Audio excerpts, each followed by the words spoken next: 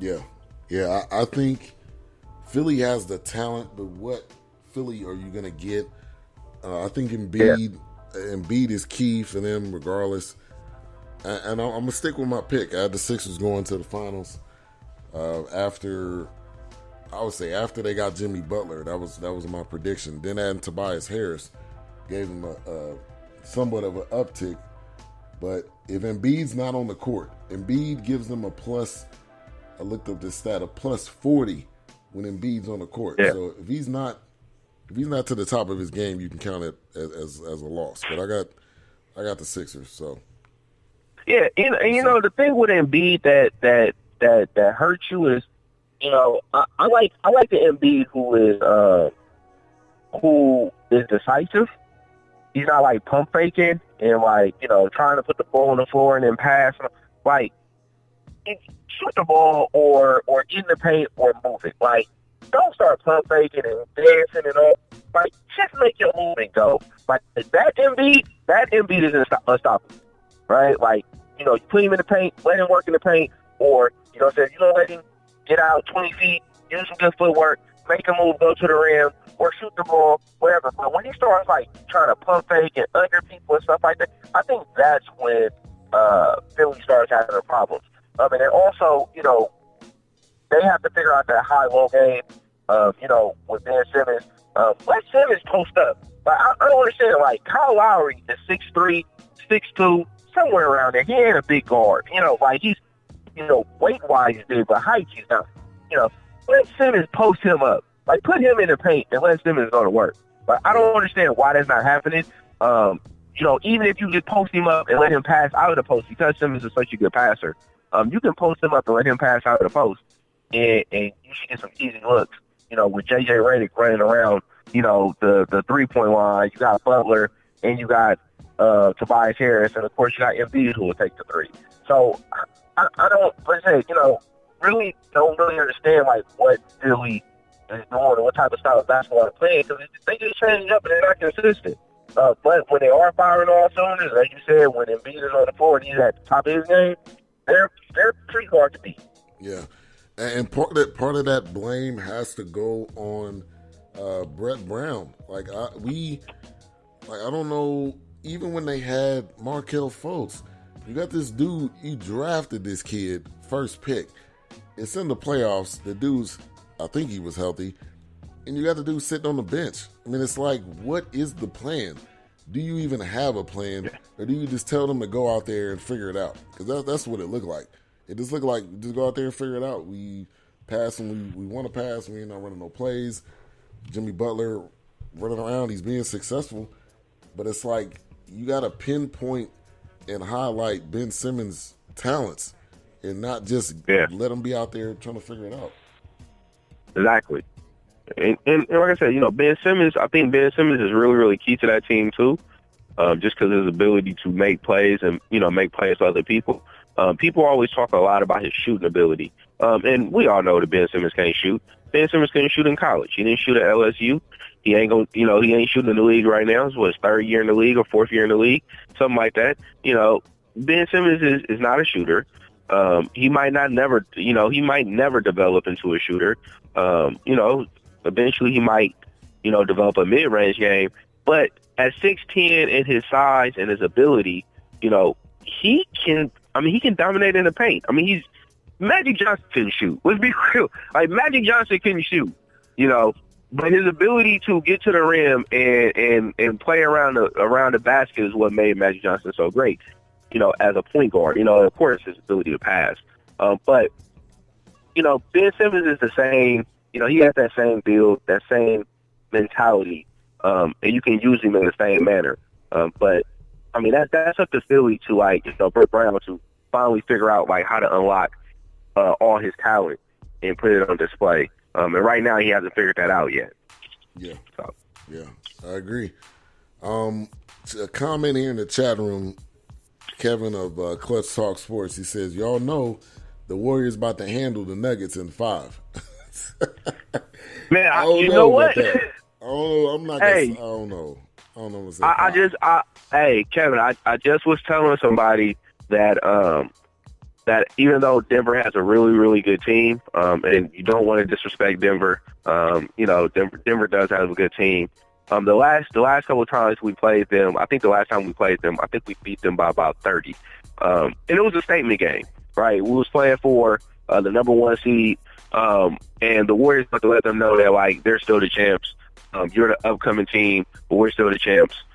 And, for me, like, I think that's the better matchup for us. I don't want to get in no shootout with Dame and CJ McCollum. Them dudes is on fire right now. Like, and I mean, to get into a shootout with them without KD, we don't know when KD is going to come back.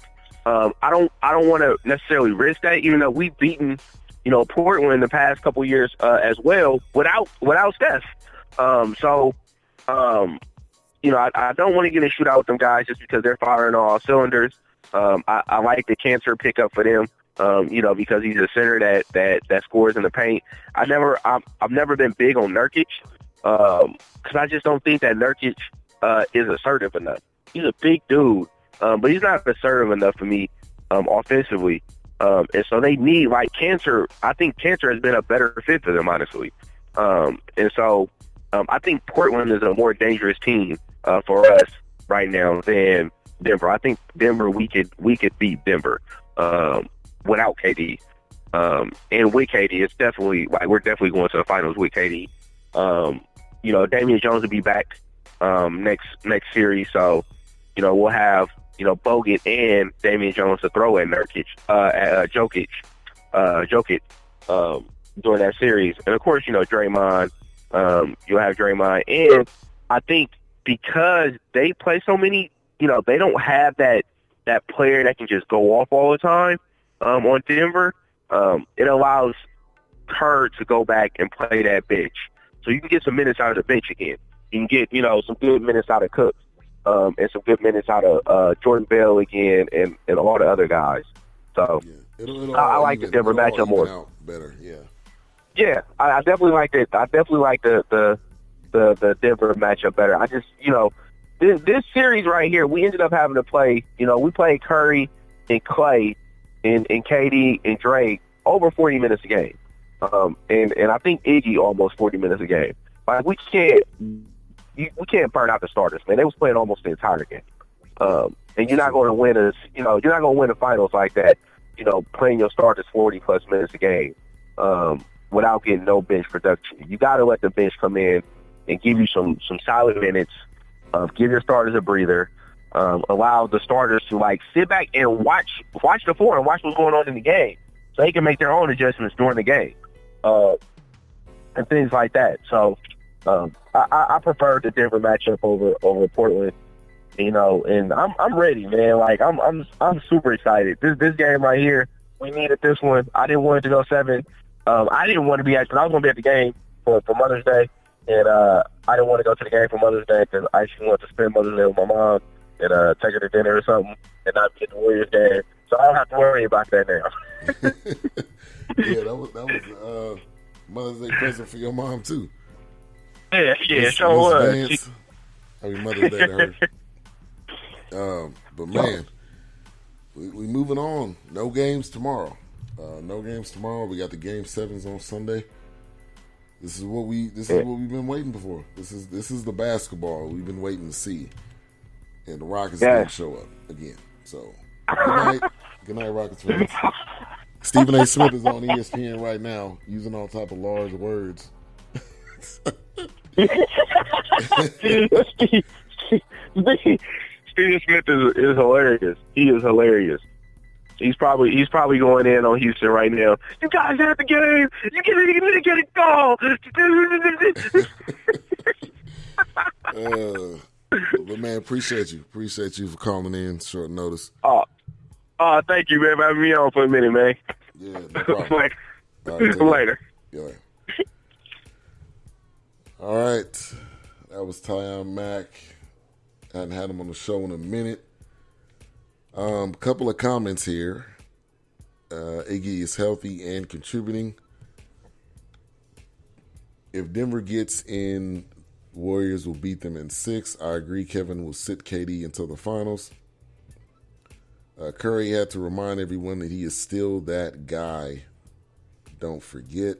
Bogut will get more time as well against Denver, but I think Denver is tougher matchup because of Joker, his ability to control the floor. I agree with that point. I think the Blazers would be a tougher matchup. I do want to see brother versus brother. I do want to see that. And I want to see Dame go up against the monster of the Warriors. Dame, to me, Dame and the Blazers deserves this opportunity. I think Dame just putting in work. Dame does not have to be on that team.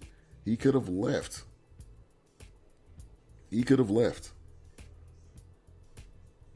So I want to see Portland go, but I think deep down, and like a couple of people have said, home court advantage for Denver is going to be huge. So we're going to take one more call. I believe Courtney Harden wanted to call in. You can call in.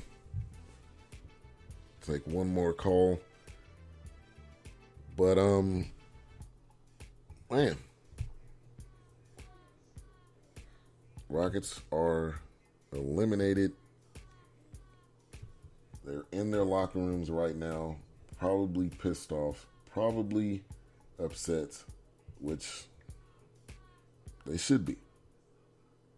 They should be upset because they had one of the best teams on the ropes and without one of their best players. So, try again next year. Try again next year. Which, what do you do? What do you roll out next year? All right, we got my man Courtney Harden on the show.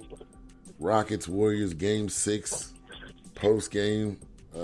What's going on? Hey, what's going on, man? How you doing? Thanks for letting me call in. Definitely. Man, what a series, what a game. Never doubt Steph Curry, man. You just don't doubt that guy, man. I mean, the Warriors, I figured they would. I had picked them to win this game. I was telling people at my job, and we were talking about it. We're like, I don't know, Houston might, at least win Game 6, and then the Golden State will pull it out at home in Game 7. I was like, the Warriors don't want that to go to Game 7. Even in Oakland, they don't want to go back to Game 7 because you just don't know what Game 7 is at all.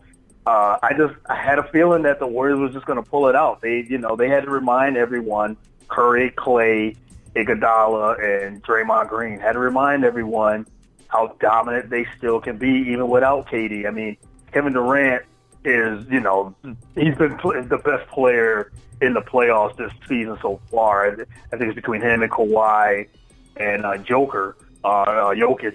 But I think Curry, a lot of people, hearing a lot of talk and chatter saying Curry's done, can he carry this team without Kevin Durant? I'm like, this guy won a championship without Kevin Durant 4 years ago, and they were on the verge of winning another championship if they didn't blow the 3-1 lead in 73-19. So they know how to win championships, and I think it was more of Curry stepping back a little. He didn't fall off. He didn't, wasn't a top player anymore. He just kind of scaled back his game to let KD. He knows KD's the better. I mean, I think he knows Kevin Durant is the better player, better all-around player. But Curry's no slouch. It's still no slouch. So he just scaled back for the good of the team. And when he needs to step up, he does. And he just proved it again. He proved it in Game 5, and then he proved it tonight in Game 6. And man, what a performance from Steph Curry! Yeah, it was, especially in the fourth quarter. Somebody put a comment in the chat room. I believe he had 21 or something in the 21 in the fourth. Yep, 21 in the 31 in the second half, at 21 in the fourth quarter. Like, what more do you ask from your star player? And when you need someone to show up, they did what they had to do with the game on the line, and that game could have went either way. Those last minutes, that game could have went either way.